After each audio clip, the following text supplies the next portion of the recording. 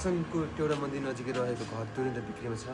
यदि तपाईँहरूलाई घर एकदम चाहिएको छ भने चाहिँ तुरुन्त मलाई सम्पर्क गर्नुहोला। घर कस्तो छ त म तपाईँहरूलाई देखाउन गइरहेको छु है त। हामी चाहिँ घरभित्र छिरिसकेका छौँ। घरको सुरुको भुइँ तलमा चाहिँ ट्याक्क लाएर टोइलेट पनि छ होइन।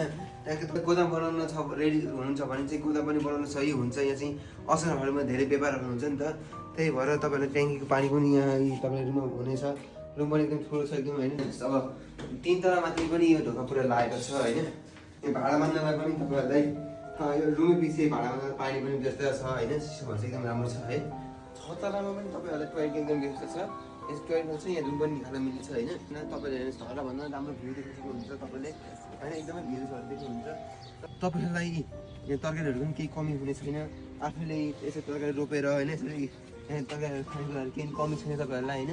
फर्सी मुन्टाहरू सबै झाँक्रीहरू काँक्राहरू सबै यहीँ फल्ने छ होइन। तपाईँलाई चाहिँ घर चाहिँ एकदमै बेस्ट छ होइन। काठमाडौँको असनको ठाउँमा होइन तपाईँले यस्तो ठाउँ पाउनु चाहिँ एकदमै अलिक गाह्रै होला भन्छु म चाहिँ होइन। कुराकानी धेरै भयो।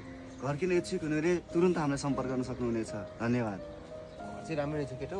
तरकारीहरू पनि ट्याक्कै रहेछ होइन। मै आँटिदिउँ कि हो मै आँटिदिउँ कि तर अलिकति दसैँमा चाहिँ मलाई अलिकति समस्या परेको कारणले गर्दा म आँट्न सक्दिनँ।